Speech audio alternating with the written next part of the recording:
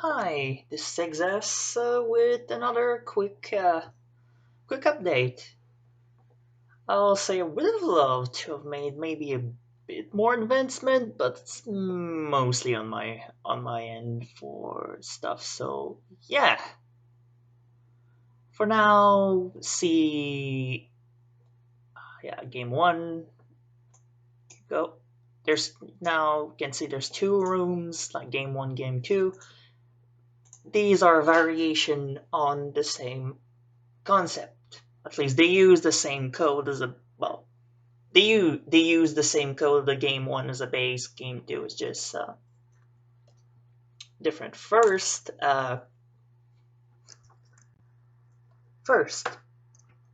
same thing. We can see the cursor and we can see the green little green, the blues. Collect them, then the red. But up there we have now a score and the lives. So now I'm just collecting these, but if I let them pass, they despawn by themselves. Like right now, instead of dragging all along and going well and technically just stacking, they cease to exist, and as such this prevents issue in the case that someone would be really really good at the game in whatever state it happens to be at the end. And same thing, if you collect enough if the score is high enough, you get things, all our little blocks get faster and spawns a smidge fast, at a higher rate, I think. And if you get all the reds, if you get 3 reds, stops the spawning process. I haven't set up a reset system yet. Maybe going back to another room that allows to choose whatever places we are, or just a reset command or button that appears that you can click on and then it continues. Right now, it's not the case. We have the second game. In its case, that's the one I would have loved because currently we don't have any cursors, but now we have 3 lanes for these to spawn. And potentially, with the cursors, would end up being you trying to collect the stuff by just being in the right lane at the right time, would be pretty much the goal here. But for that, I'll need to set up the OBG player 2. It's pretty much just the arrows for now. By having it being whenever we press the up or down arrows on the keyboard, like, oh, press up, go there.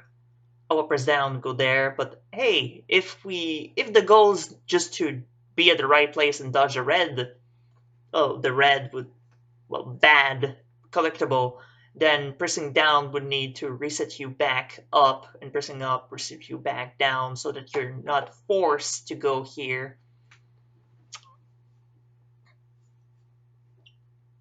Right now, such a concept is really, really easy to implement, but I won't code like last time since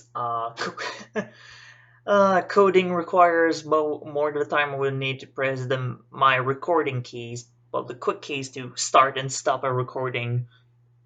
Now, these are practically the same except for some little variations. Right now, OBG1, there been, not really much in terms of different things, but if you can compare with the initial one, now we have 2 additional lines on the ones that spawn more days block. First, something to choose the lane, and a variables to choose how high the game should spawn these. These variables, I'll close this for now. these variables within the spawn color points. Right now, um, there are these lines that's been had added, and the general values for where to spawn has been modified to in accordance. We have, well, choose what type of color point we spawn, then in which lane should we spawn it, and then it choose randomly number from 0 to 2, adds 1 to it. This value is used then, multiply by a set amount, and it will decide how high in pixel within the actual game it should be spawned. And in this case, do you remember that the higher the y value, the lower something will be, and for x, it's just the higher it is, the more it is to the right. These value plugged in here so that we don't have any issues, because in the previous one, for the game one, it was just set up to spawn where the arrow was. Now the arrow requires a similar code where it will need to actually like have a, well, there's many ways we can do. First, there is the game actively moving the, well, yeah, there's one that implies you actively move the arrow, and it checks it. Well, it will check it regardless of what you press, technically. The other one being, if you press, you change the value, and, well, said like that, they come back to the same.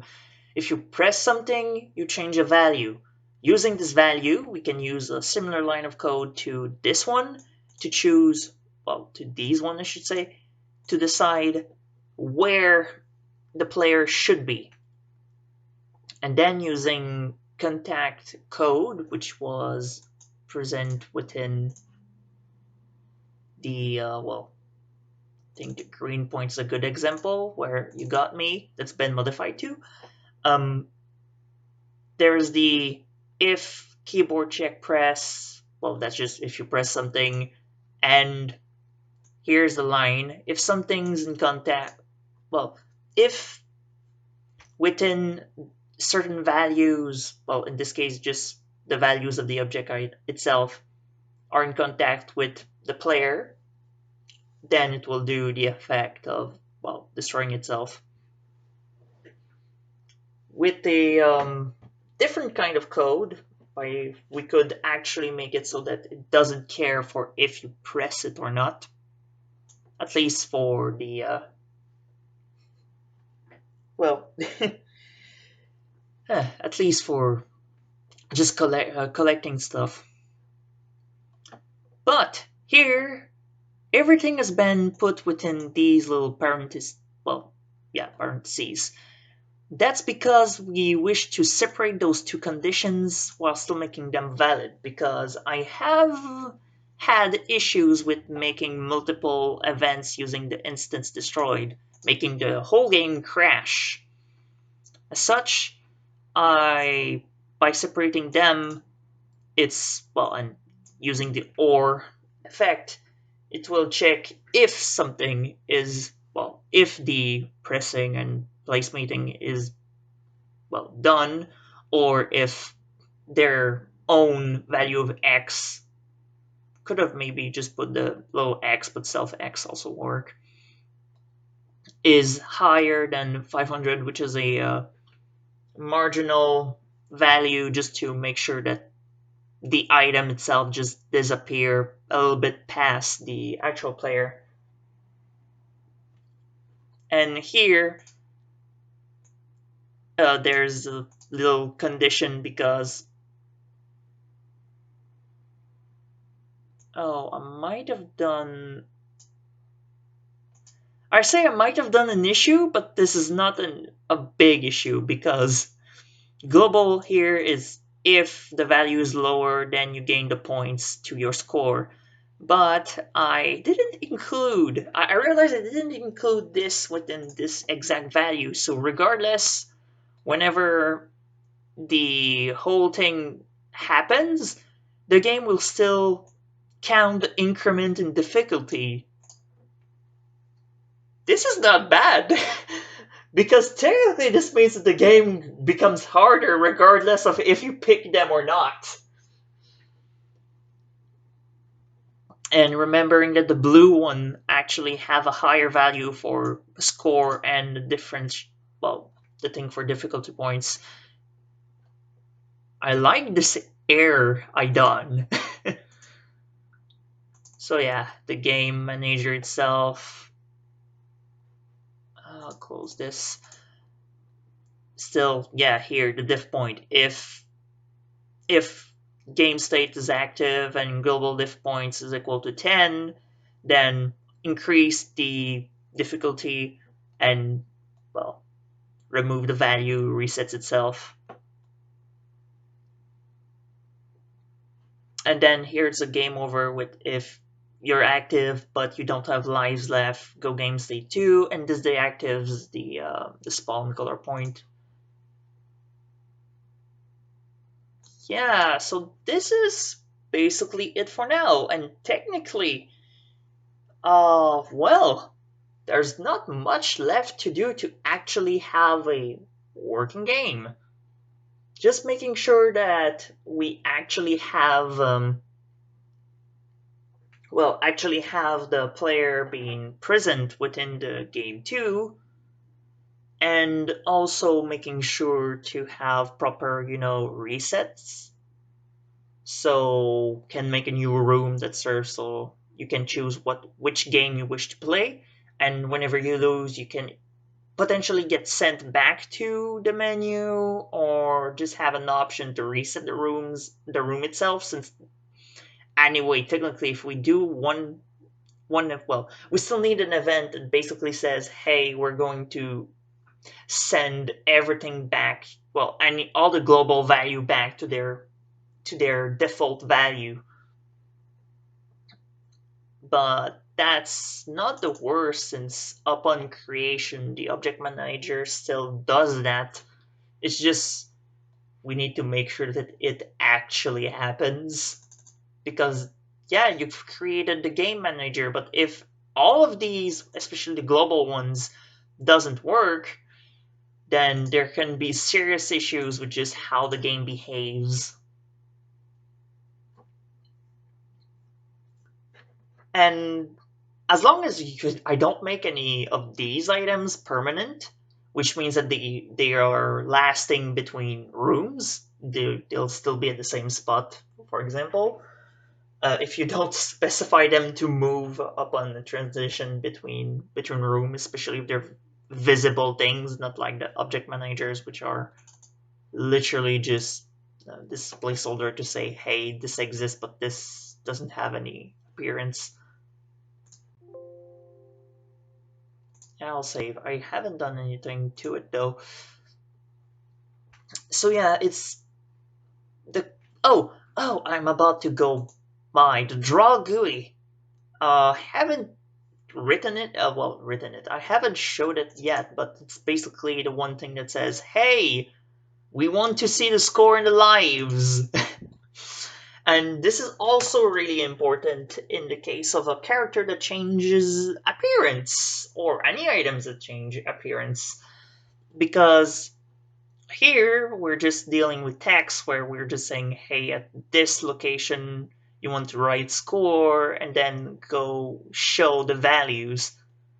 And the system itself allows you to make custom fonts or to upload fonts, but you pretty much need to do a sprite that contains every single letters in a row. uh, oh it worked with Astley, so it's weird to say, but it's basically just it's the internet system to just have to categorize where a bunch of well, I'm trying to find a good word. Basically, every letter and symbols that can be produced with a keyboard is assigned a value, a numerical value.